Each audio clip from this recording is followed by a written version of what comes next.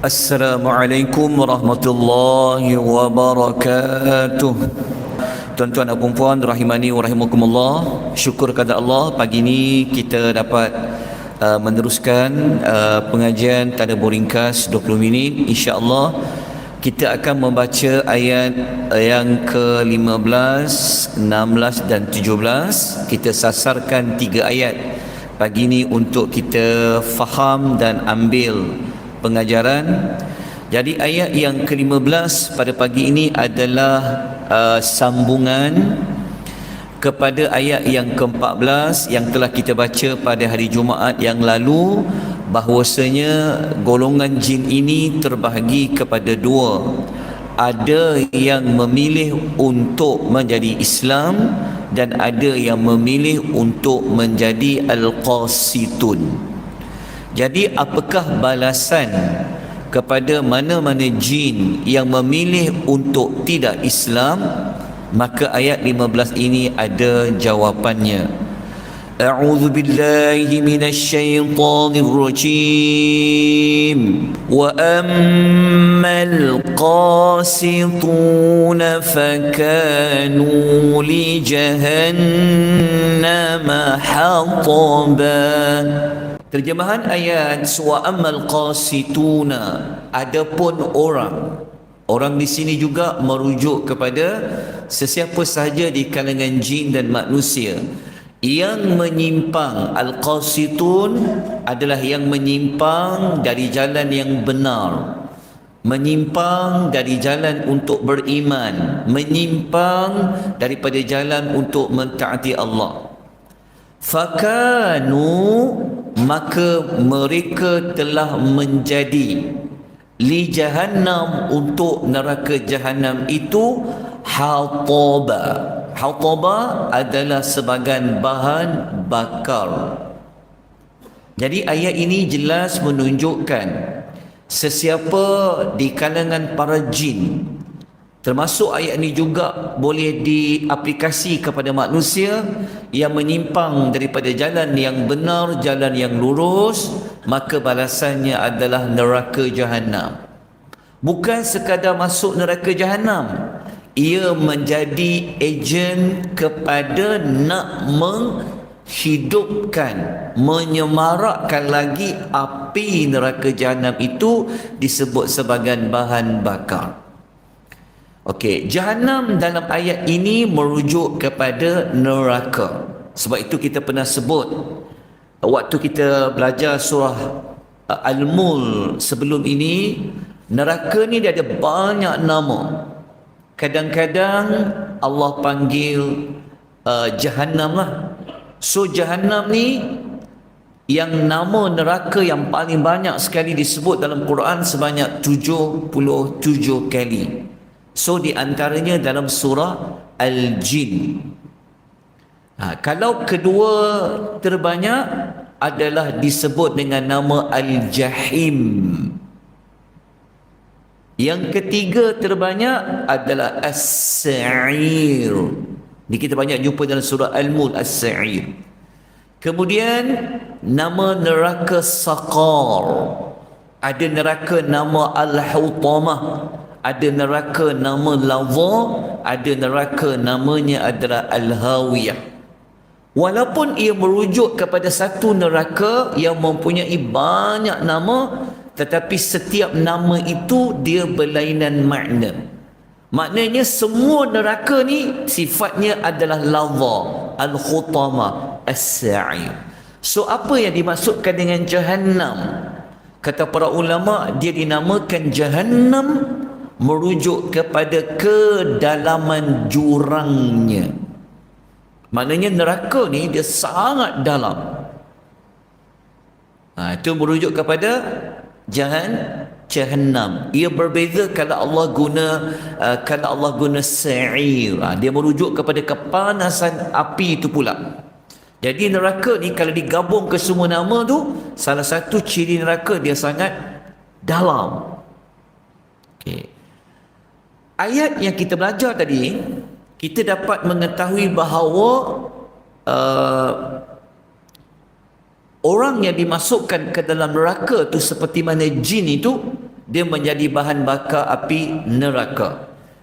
Jadi sebenarnya kalau dibincangkan apakah bahan bakar yang nak menghidupkan api neraka tu, antaranya kalau kita baca ayat tadi jin lah, tapi dalam surah lain, kalau tuan-tuan rujuk dalam surah Al-Baqarah ayat 24, muka surat yang keempat dalam Quran, Allah ada menyebut dua lagi bahan bakar api neraka.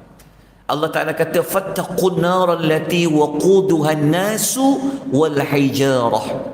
Allah Ta'ala kata jagalah diri kamu daripada api neraka yang waquduha, bahan bakarnya terdiri daripada an-nas, manusia, wal hijarah, iaitu batu-batu. Batu pun akan digunakan sebagai ejen untuk apa? Menghidupkan api neraka. Jadi manusia yang masuk neraka pun dia menjadi alat untuk memarakkan lagi api neraka. So macam mana tu agak-agaknya? Kalau manusia tu sebagai bahan bakar api neraka, termasuk pada jin. Kalau rujuk dalam surah lain, surah Al-Anbiya ayat 98 dan 99, Allah ada sebut patung-patung yang disembah pun akan dimasukkan ke dalam neraka menjadi bahan bakar api neraka. Allah Ta'ala kata innakum wa ma ta'buduna min dunillahi hasabu jahannam antum laha waridun. Allah Ta'ala kata sesungguhnya kamu yang akan masuk dalam neraka tu, dan apa yang kamu sembah selain daripada Allah akan menjadi bahan bakar api neraka. Bayangkan selama dekat dunia tu, kalau ada mana-mana jin yang mengambil makhluk lain sebagai Tuhan, no? Contohnya mungkin ada manusia yang menyembah patung-patung berhala, patung-patung itu akan dimasukkan ke dalam api neraka bersama dengan penyembahnya. So agak-agak apa perasaan manusia yang apabila dia dapati yang dia anggap Tuhan tu sama-sama dengan dia masuk api neraka? Macam mana perasaan dia? Selama ni dia ingat, oh itulah Tuhan dia, itulah yang boleh bagi pertolongan kepada dia. Rupa-rupanya tidak. Sebab itu ayat nombor 99 surah Al-Anbiya tadi kata apa? Kalaulah yang kau sembah tu Tuhan, kenapa mereka masuk neraka bersama-sama dengan kamu semua? Okey, pelajaran ayat ini dua yang dapat kita keluarkan. Yang pertama, kita dapat belajar jika sekiranya menyimpang daripada jalan yang lurus, jalan yang benar, sudah pasti akan membawa masuk dalam neraka jahanam, yang jurang neraka jahanam itu sangat dalam. Yang kedua, penghuni neraka akan dijadikan salah satu daripada bahan bakaran api neraka. Maka ayat 15 ini, setakat ini Allah berhenti pada menceritakan apa yang para jin itu cerita sesama jin yang lain. Maknanya kita dah jumpa lebih kurang 13 perkara apa yang jin itu bagi tahu kepada jin yang lain. Allah memberitahu kepada Nabi sallallahu alaihi wasallam. Okey, ayat 16 ni pula dia dah masuk kepada perbincangan. Allah berfirman pula tentang apa yang sebenar-benarnya, yang ni tak ada kaitan dengan jin dah. Maknanya Allah menurunkan surah Al-Jin ni, tapi dalam surah Jin tu ada cerita perkara lain. Apa dia? Kita baca ayat nombor 16. وَأَنْ لَوْ اسْتَقَامُوا عَلَى الطَّرِيقَةِ لَأَسْقَيْنَاهُمْ مَاءً غَدَقًا. Terjemahan ayat dia, وَأَنْ لَوْ اسْتَقَامُوا, dan sekiranya mereka Lepas Allah cerita pasal jin tu, dia termasuklah pada manusia. Dan sekiranya mereka, iaitu manusia ke, jin ke, istaqamu, maksudnya istiqamah. Kita guna perkataan istiqamah sebenarnya adalah bahasa Arab. Allah kata kepada Nabi sallallahu alaihi wasallam, Allah bagi tahu jika ada mana-mana manusia ke jin yang dia istiqamah, dia tetap berjalan di atas jalan apa? Ala tariqah. Tariqah tu di atas jalan. Jalan dalam ayat ini adalah merupakan jalan yang lurus. Kalau ikut tafsir At-Tabari kata, jalan yang dimasukkan tariqah itu adalah jalan Islam, jalan melakukan ketaatan. Pasti kami akan memberikan kepada mereka ghadaqa. Ma'an tu, ma' tu air, ghadaqa yang banyak, yang segar. Sebab tu dalam ayat itu kata Al-Imam At-Tabari, ma'an ghadaqa adalah air yang banyak. Okey, apa maksud dia? Okey, maksud ayat ni adalah, kalau kita baca ayat ni merujuk kepada kelebihan jika memilih jalan yang lurus, Allah akan memberikan air yang segar. Kenapa air yang segar, air yang banyak? Sebenarnya kata dalam tafsir Misbah mengatakan, kalau Allah sebut air, sebenarnya Allah nak menerangkan tentang rezeki. Kenapa air tak sebut rezeki? Kerana sudah sedia maklum air adalah sumber kepada kehidupan. Bahkan kata Sayyidina Umar dia pernah cakap, di mana ada air, di situ adanya harta. Di mana ada harta, di situlah ada ujian Tuhan. Maknanya ayat yang kita belajar ni 16 ni dia sama macam Nabi Allah Nuh pernah cakap, kalau memilih jalan bertaubat, beristighfar, Allah turunkan hujan yang lebat. Jadi ayat ini sebenarnya kata, masa hidup kalau memilih jalan yang benar, Allah akan murahkan rezeki dari sudut sumber air yang banyak. Okey. Kalau nak rujuk dalam ayat lain ada, mungkin boleh tengok dalam surah Al-Ma'idah ayat nombor 66. Yang ini Allah disebutlah, Allah ni siapa yang beriman, Allah Ta'ala boleh datangkan makanan dari atas, makanan dari bawah, iaitu rezeki dari langit dan juga makanan yang ada di bawah lah. Okey, pengajaran ayat 2. Dalam ayat ini ke-16 mengajak kepada kita semua untuk sentiasa istiqamah, mengikuti jalan yang lurus. So kalau kita bertakwa pada Allah, Allah bagikan kita rezeki. Pelajaran yang kedua, ketaatan akan menghasilkan keberkatan rezeki, seperti turunnya hujan yang lebat, dapat air yang banyak. Okay, kita terus kepada ayat yang ke-17. Walaupun Allah kurniakan air yang banyak dalam masa yang sama, ayat 17 menerangkan. Kita baca ayat dia. Linaftinahum fi wa man yu'rid 'an dhikri rabbih وَمَنْ يُعْرِضْ عَنْ ذِكْرِ رَبِّهِ يَسْلُكُهُ عَذَابًا صَعَدًا. Terjemahan ayat. Ayat 17 ni tuan-tuan kena sambung perbincangan ayat nombor 16 tadi. Jadi walaupun Allah Ta'ala kata kalau memilih bertakwa, memilih beriman, Allah akan bagi rezeki sumber air yang banyak, tapi dalam masa yang sama Allah Ta'ala kata apa? Kalau dah dapat sumber air yang banyak tadi itu, kami sebenarnya hendak menguji mereka. Allah Ta'ala kata, sudah dapat ayat banyak tadi, sebenarnya adalah ujian untuk mereka.